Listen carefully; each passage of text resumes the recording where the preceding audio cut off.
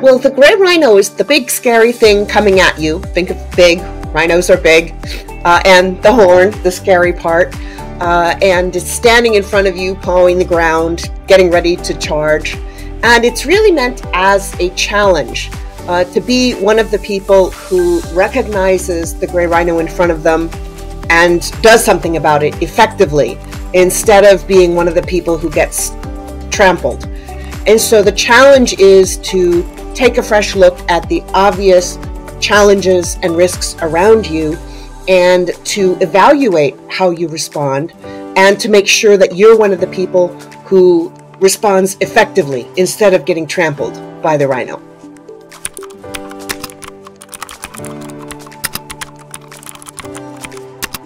If there's a group of people who come from similar backgrounds, whether it's demographic or nationality or profession or age or anything else, then they are more likely to be vulnerable to groupthink, which is what happens when you have a group of similar people around the table. One person says something and other people are more likely to repeat it, even if they feel that the first person didn't say the right thing, even if they disagree.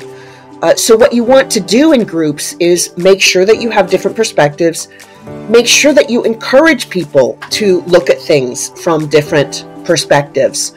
So the real trick in dealing with gray rhinos is to recognize that as an individual or as an organization, your innate personality, your corporate culture, the processes, the habits you have, whether it's looking for more information, whether it's surrounding yourself with the right combination of people, and sometimes even the temperature in the room or whether you had spicy food for lunch or not can change your responses to things. But when you are actively aware of the kinds of biases that all humans are vulnerable to, and you put in place a structured decision-making process to help to correct for some of those biases, you're going to make better decisions and you are going to be more likely to be the one who gets out of the way of the gray rhino or uses its strength instead of just being trampled.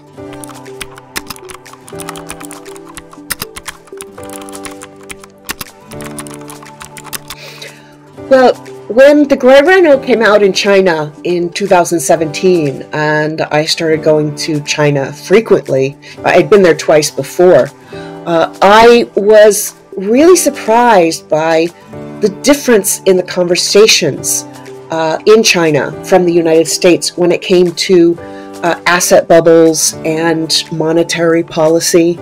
And I think that the Chinese government made some very, very difficult but necessary decisions to try to let the air out of some of the bubbles, whether it's in the real estate or the stock market, because they knew that if those bubbles kept getting bigger and bigger, when they popped, things were going to be out of control. But I think it was the right decision. And I think it was about changing people's expectations about risk.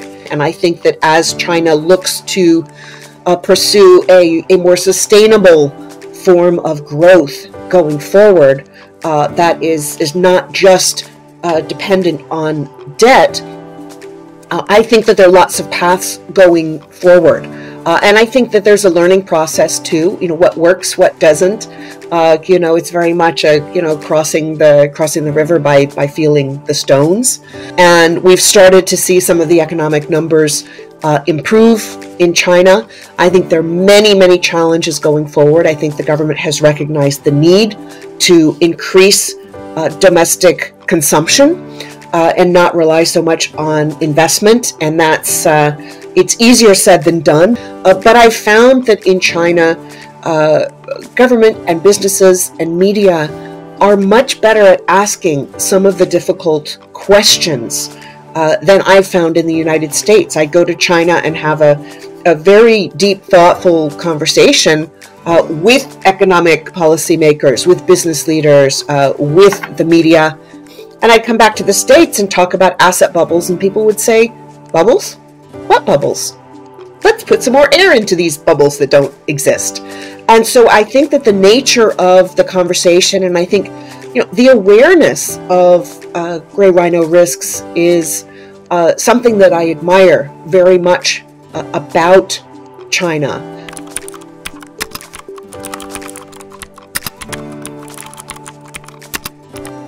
It's such a hard question because when people ask me about what's the biggest gray rhino, it's very different from different perspectives. But I do see a few things. I mean, one that everyone is worried about, which is sort of U.S.-China relations, which have had their ups and downs over recent years. I've been happy to see that there have been efforts recently to try to smooth that out. I think it's an incredibly important relationship between two countries that I care about a lot for all sorts of reasons. So that's one. The second is really this question of economic growth. And it's not like it's any secret. That's why it's a gray rhino. It's how do you produce sustainable economic growth? How do you get the economy to grow without relying too heavily on debt? And that becomes a question of productivity, of resource allocation. And when you're looking at consumption and households, it's part of something that I'm doing a lot of thinking on now, and that is part of the work I'm doing over the next few years, which is how do you create the right risk ecosystem that encourages people to spend, particularly on domestic goods and services, of course, but how do you create the sort of ecosystem that fairly shares both the benefits and the burdens of risk-taking among businesses and citizens, and the role of the government in creating the right atmosphere and helping to facilitate economic growth.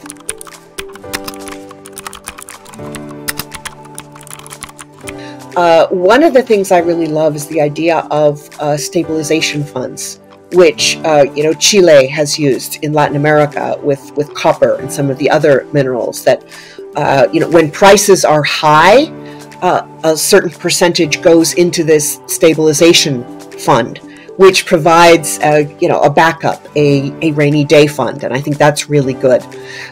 In the United States right now, we're talking about banks and deposit insurance, which was set for many years at a $250,000, and we're now looking at how well that worked for small. Well, $250,000 is not really small, but in some contexts it is.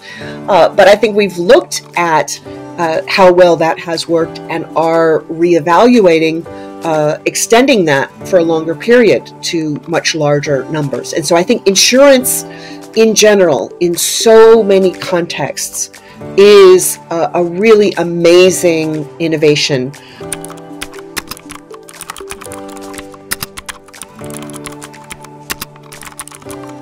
I think it's very positive to see a good competition among the United States, China, European Union, other countries. I think that the more there's a competition to help some of these countries develop and get markets for their goods, the more positive it can be, as opposed to when we saw during the Cold War, it was more of a negative competition. Who can send more arms, and it was the idea that they're competing relationships. And I think that countries should have relationships that are broad and wide and really global in scope, as well as certain special relationships that are regional. But I think that there's a lot of demand in China for commodities and other natural resources, which Latin America has quite